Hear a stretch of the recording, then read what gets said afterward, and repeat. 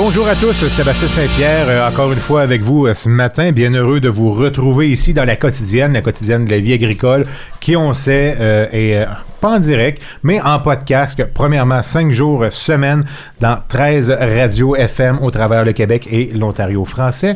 Vous pouvez également télécharger nos émissions sur notre site internet LVA TV.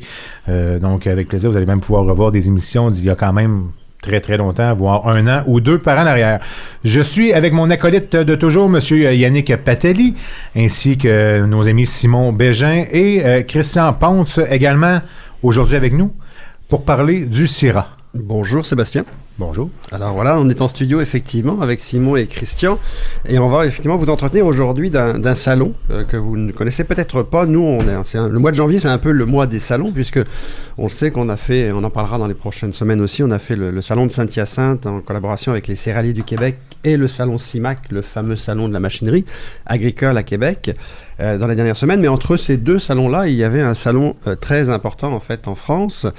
On connaît bien le Cial, qu'on connaît à Montréal, qu'on est allé couvrir aussi au mois d'octobre à Paris, mais on connaissait moins en fait le Syrah. Le Syrah qui est le Salon international de la restauration et de l'hôtellerie.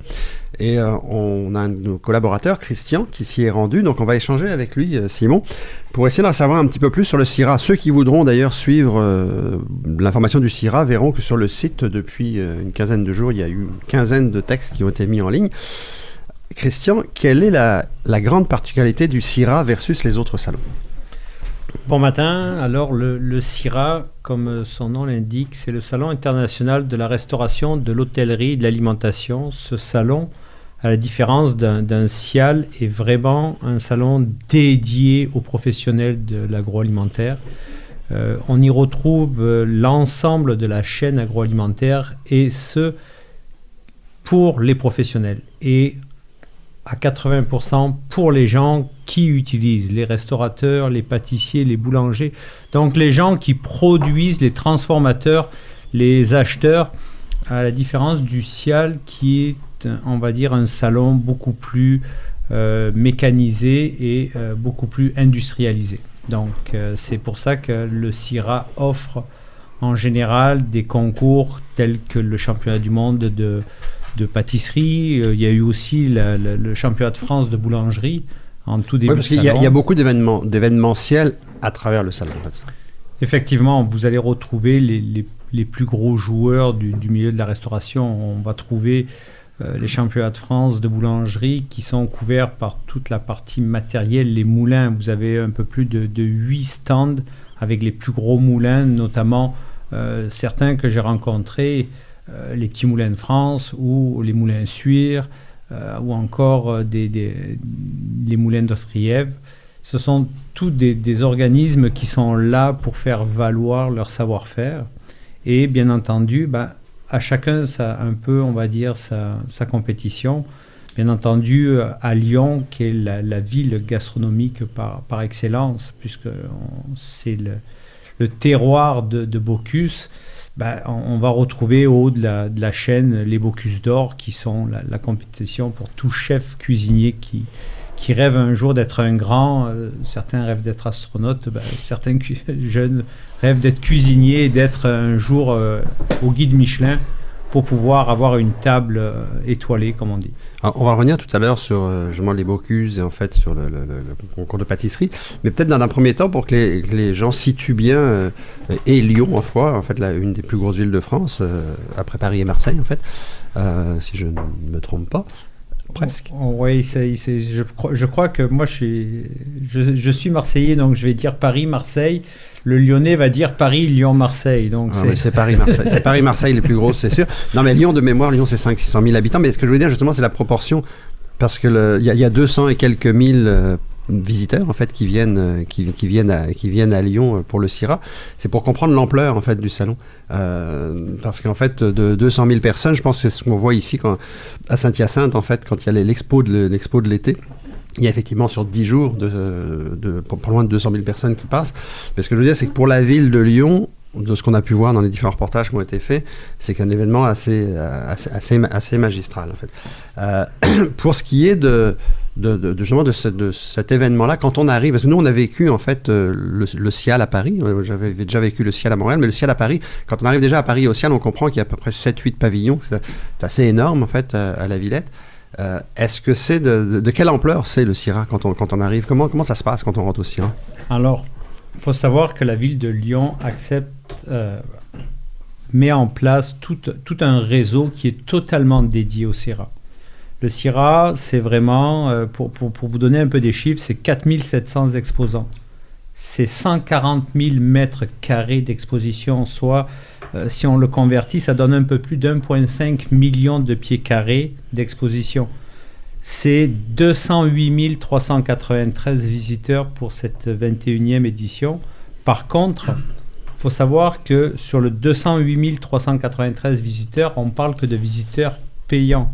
On ne parle pas de la presse, on ne parle pas des invités, on ne parle pas des 30 000 personnes qui tournent autour de ce salon en permanence. Donc, sur l'espace entre le jeudi et le lundi, vous avez à peu près une rotation journalière quasiment de 50 000 personnes qui sont présentes en temps réel sur le salon. Le salon aussi, c'est 7 pavillons. 6 pavillons majeurs et un pavillon, on va appeler de l'aspect technologique.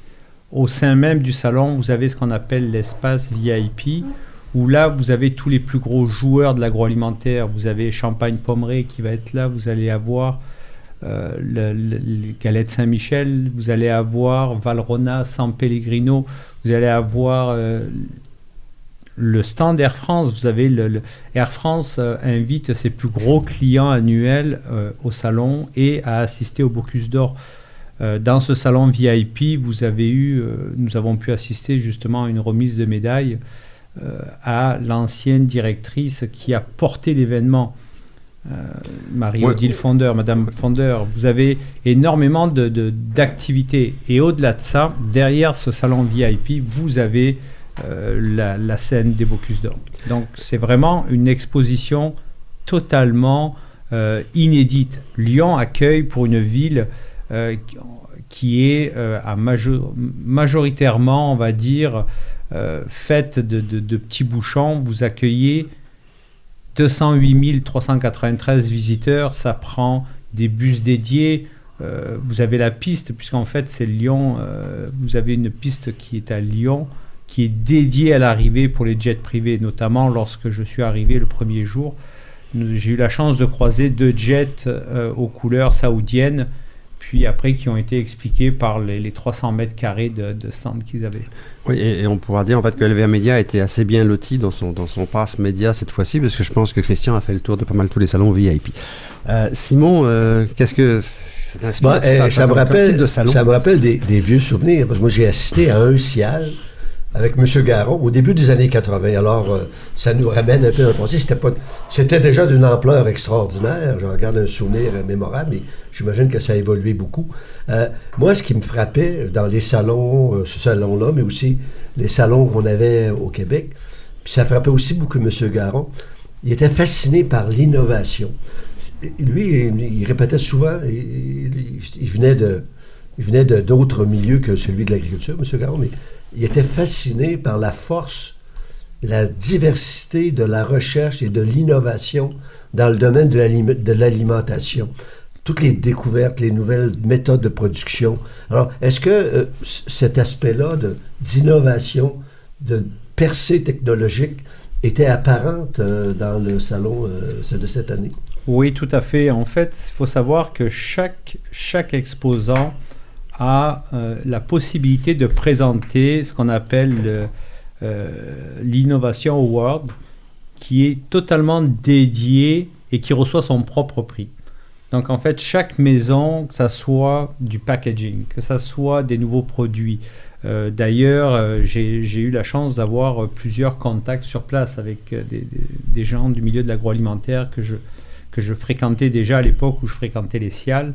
Madame Pross nous a envoyé ce matin même ses propres tournages qui sont disponibles sur YouTube, où vous voyez des gens qui ont fabriqué des tablettes de chocolat à base de légumes.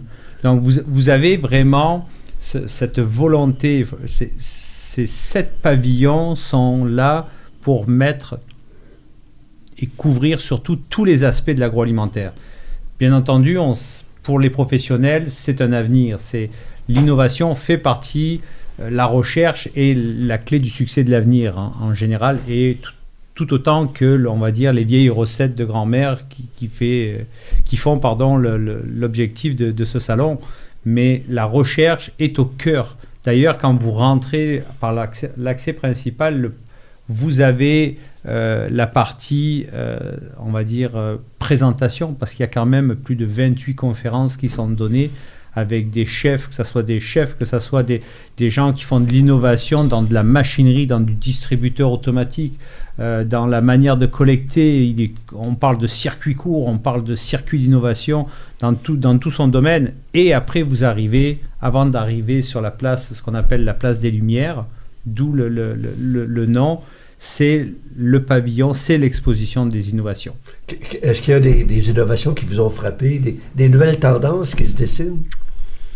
Oui, c'est vraiment l'aspect du recyclage et du circuit court. Je crois que c'est la première fois dans un salon où on parlait d'abondance, parce que c'est très rare de ne pas rentrer dans un stand sur les 4700 stands qu'il y avait, où on ne va pas vous offrir le produit vedette, où on ne va pas vous offrir à boire. Je crois que même après plusieurs années de Cial, c'est la première fois où je suis arrivé à un stade on va dire, d'affluence au niveau de ce que les gens mettaient en avant. Mais non seulement ils nous proposaient des produits qui étaient beaux, qui étaient bons, qui avaient un raffinement, mais ils nous parlaient aussi de nouvelles technologies, d'éco-responsabilité. Ils nous parlaient de ce côté, j'ai fait attention, je suis en circuit court. Justement, concernant les circuits courts, il y a un texte d'ailleurs qui a été produit par LVA Média au cours de ce salon-là, avec les informations que tu nous avais ramenées et les photos. Je pense que c'est la compagnie Vivolia, en fait, qui s'est spécialisée. Parce que quand on parle de circuit court, on pense souvent à petit. Mais Vivolia, c'est pas petit du tout. Non, Vivolia, ce n'est pas petit du tout. J'ai eu la chance de rencontrer l'équipe de monsieur Yves Brown, qui est le directeur de mise en marché. Vous pouvez voir le stand, c'est des gens qui sont spécialisés dans le maraîcher. Leur place d'affaires est ni plus ni moins qu'au marché international de Rungis à Paris. C'est énorme, mais quand on a l'impression qu'on parle d'une entreprise, comme on dit, de circuit court, je fais Québec et je vais à Pont-Rouge. Non, là, lui, c'est à la grandeur de la France. Il fonctionne avec des partenaires. Et il s'associe uniquement avec des gens et des maraîchers et des producteurs qui respectent cet aspect dans la charte et le respect de l'alimentation en circuit court, le plus proche possible du producteur, du transformateur. C'est l'innovation. Et je dirais que les prix d'innovation qui ont été trouvés dans ce salon, qui est démesuré pour nous ici,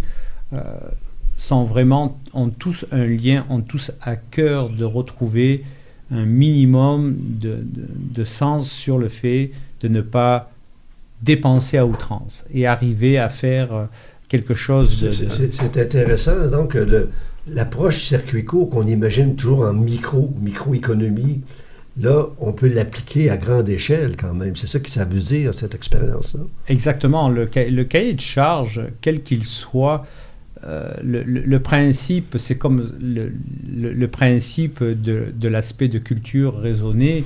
On parle du fait de dire qu'avant d'émettre une action, on prend le temps de se poser la question comment fonctionne le côté raisonné de notre démarche. Vivalia a été vraiment un coup de cœur. C'est des gens qui ont une sympathie au niveau de l'accueil de leurs clients, de leurs partenaires.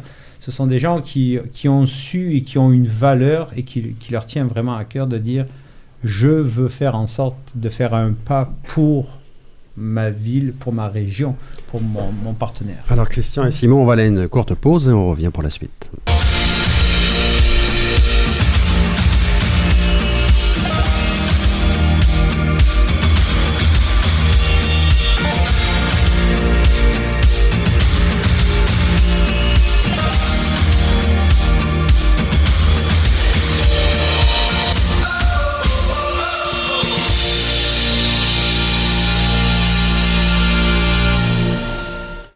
La vie agricole, ce n'est plus seulement un journal et ses 100 000 lecteurs. Découvrez aussi nos plateformes web sur www.lvatv.ca et écoutez nos podcasts dans 13 radios FM à travers le Québec et l'Ontario francophone, une portée de plus de 1,5 million d'auditeurs. Écoutez-nous tous les jours sur les ondes de Choc 88.7 dans Portneuf et la Mauricie, Ciel 103 à Rivière-du-Loup, CFYX 93 à Rimouski, Choc 97.5 à La Pocatière, Siki 90.3 à Montmagny, Cool 103.5 en Beauce, 96.7 Coaticook, 103.7 Actonville, 101.9 Chypre et Pontiac, CJVD 100.1 à Vaudreuil-Dorion, 97.1 à Nissiping-Ouest, 98.9 à Sudbury et au 104.1 à Timmins. Chez Belle-Île, on met en valeur les ressources de la ferme pour soigner les animaux d'élevage. On appelle cela l'autonomie alimentaire à la ferme. Nourrir l'autosuffisance. Voilà comment nos conseillers vous aident chaque jour. Belle-Île Solutions Nutrition. On nourrit ce que vous mangez. L'encanteur René Hood peut vous aider grandement à obtenir le juste prix, que ce soit pour un troupeau de vaches laitières et ou pour la marchandise de ferme à vendre. Le travail d'une vie vaut la peine d'être confié à une équipe de professionnels. L'encanteur René Hood et son équipe de professionnels pour obtenir le bon prix dans un encan. Visitez encanhood.com.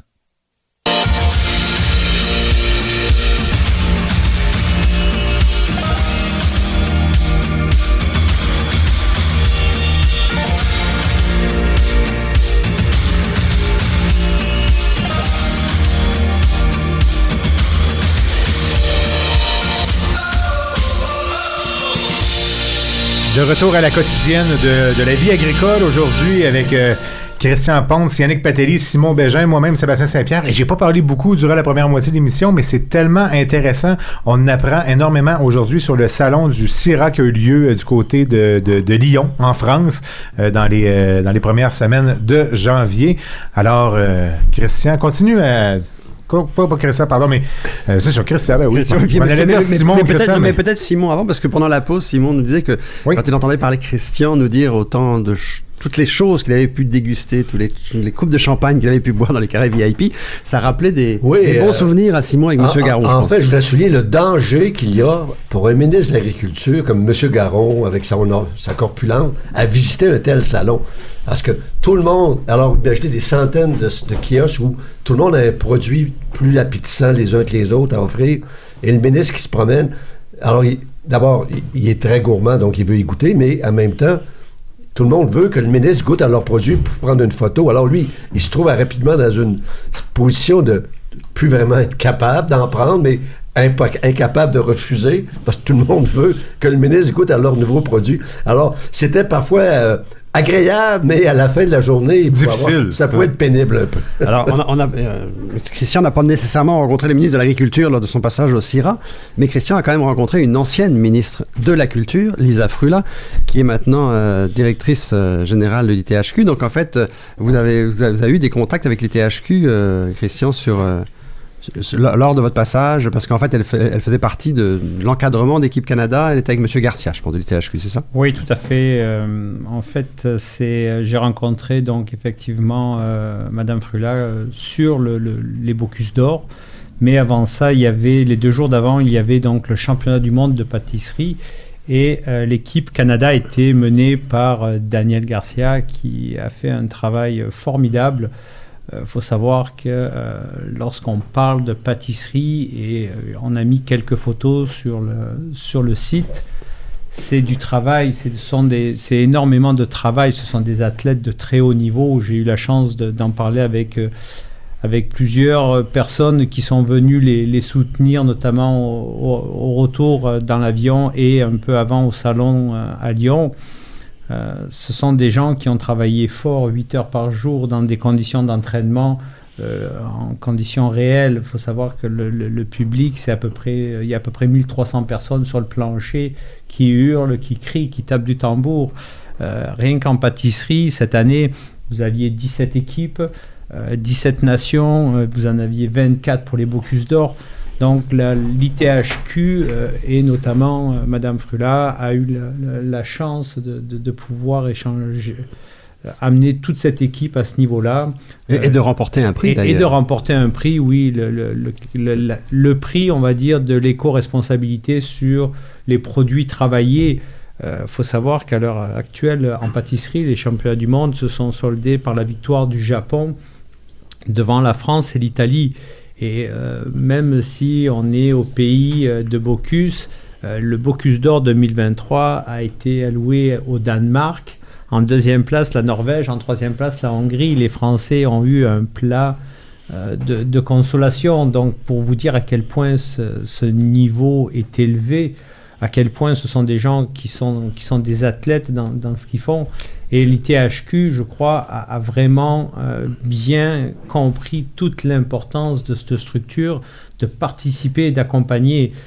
Faut savoir que M. Garcia est professeur et est enseignant à l'ITHQ et qu'il a accepté de faire, en plus de son travail en temps normal, de participer à l'encadrement et à l'accompagnement. Et dans l'esprit compétition, parce que tu parles d'entraînement, quasiment d'un entraînement sportif jusqu'à certains points, mais même dans les supporters, on voyait les photos que tu nous avais envoyées, les photos qui ont circulé. Quand on voit les photos, on voit vraiment les supporters avec les drapeaux canadiens, puis on sent une sorte d'effervescence de la foule, donc il y a un soutien réel du public dans ces compétitions-là. Tout à fait, il faut savoir que on vient du Canada pour les équipes européennes, mais vous aviez le Japon qui était là, qui a d'ailleurs gagné la première place championnat du monde en pâtisserie, mais ce sont des voyages qui sont extrêmement coûteux. Les délégations, c'est extrêmement coûteux de se déplacer.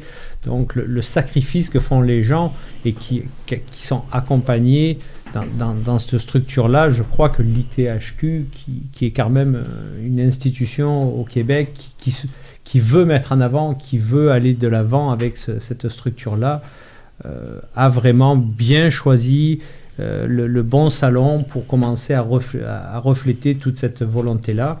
Je pense que maintenant, c'est comme on a discuté un peu, ça va prendre des aides, ça va prendre des gens qui vont y croire, des gens qui vont mettre en avant toute cette volonté de faire rayonner le Québec et par la même occasion l'équipe Canada, que ce soit en pâtisserie ou en cuisine. Et dis-moi, Christian, Équipe Canada, qui est Équipe Canada qui part au CIRA? Est-ce qu'il y a une organisation qui fait le tour? Est-ce que moi qui ai un restaurant, que j'ai un chef connu ici au Québec, peut envoyer mon chef au CIRA? Comment ça fonctionne pour qu'il y ait une délégation Équipe Canada qui s'en aille là-bas, là? En fait, la partie pâtisserie a été vraiment pilotée par, on va dire, des présélections, et c'est vraiment sur compétition et sur présentation.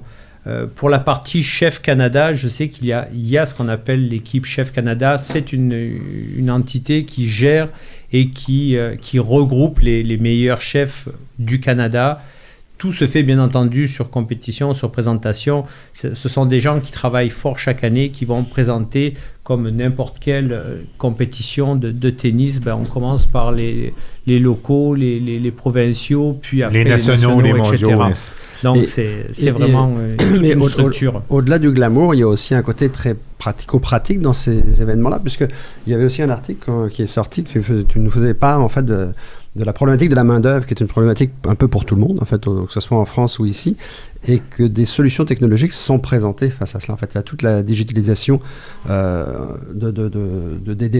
négoces, des magasins. En fait, il y a tout un aspect, en fait, un aspect de rentabilité autour de la main. On est habitué de voir quelques caisses sans caissière, en fait, maintenant, mais j'ai l'impression que quand on voit le stand qu'il y avait, c'est qu'on peut s'attendre à des magasins sans personnel, quasiment.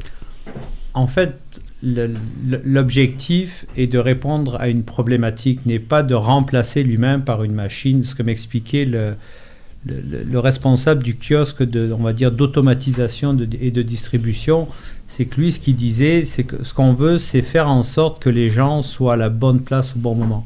Et non pas faire en sorte qu'on soit obligé d'avoir un surpersonnel ou qu'on soit obligé de faire 35 heures dans une journée, ce qui est totalement impossible pour un humain. Donc, on est vraiment dans un mode de réflexion, comme on parlait au tout début. Même si ce salon parle de l'excellence et donne des prix d'excellence, il reste un salon de gestion au day-to-day qui vient répondre à une problématique de personnel, à une problématique actuelle qui est la rarification de la main-d'œuvre, mais aussi à la nouvelle technologie, comment la développer. La personne en charge de cette distribution-là me racontait que c'est ni plus ni moins que l'idée lui est venue parce qu'il habite dans une petite région, dans un petit village qui peu à peu perdait leurs commerçants, leurs boulangers, leurs épiciers. Et là, la réflexion, c'est de dire oui, mais les gens travaillent, ça devient des cités dortoirs. Quand est-ce qu'ils peuvent faire leurs courses? Ils ne sont pas là la journée. Et j'ai échangé avec lui, puis il m'expliquait, il me dit, écoute, arrivé à un moment donné, j'avais une épicerie, mais je ne pouvais pas rester ouvert toute la journée et toute la nuit.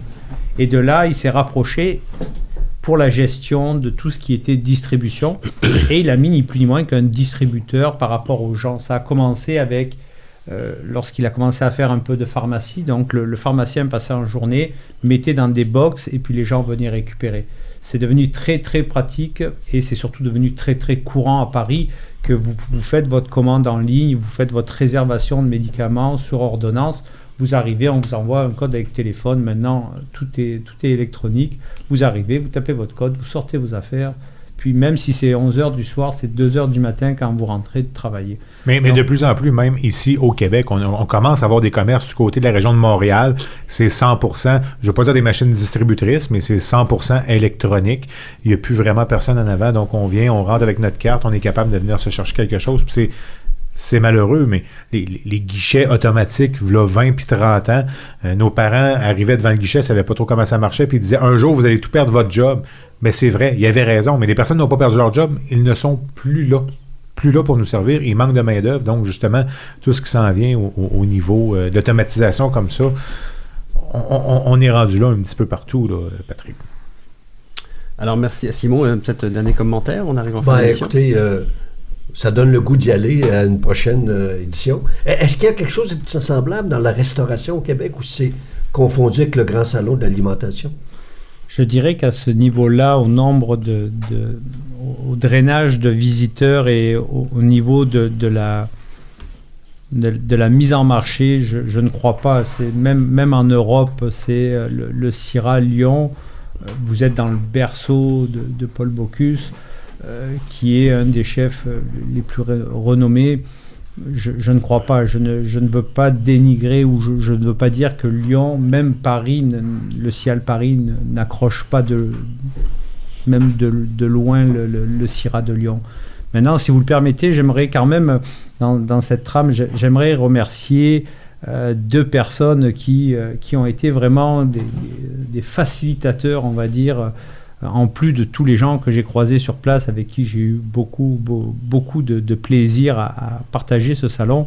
Mais j'ai une petite pensée pour Philippe et Joël qui sont de la maison Jean-Louis Amiotte et qui ont ouvert les portes de ce milieu-là de la restauration de par leur contact. Notamment, c'est eux qui m'ont permis d'aller voir la maison Vivalia. C'est eux qui m'ont donné ce côté un peu énigmatique de dire recherche telle structure, et lorsque j'ai dit mais je cherche une entreprise qui pourrait nous parler de circuit court, qui pourrait me parler de comment vous vivez actuellement cette partie-là, tout de suite ils ont mis toute leur connaissance à me faire entrer dans certains cercles. Et notamment, j'ai eu Joël dernièrement qui me disait je t'envoie une photo qu'il a fait dernièrement avec monsieur Marc Vera, qui, au niveau de la cuisine, n'est pas non plus un amateur. Donc, je remercie toute la gang qui m'a supporté dans le salon. Merci beaucoup à l'ITHQ de m'avoir fait partager ses défis, ses ambitions. Notamment, on les a rencontrés lors de notre 5 à 7 la semaine dernière. Et merci à toutes les personnes, Madame Pro, l'équipe de CIRA Lyon qui a été formidable, qui nous a accueillis. Merci beaucoup et merci à tout le monde. Merci Christian pour ce passage, et ça va être un autre rendez-vous donc pour le prochain CIRA 2025 peut-être. Merci. Vous avez écouté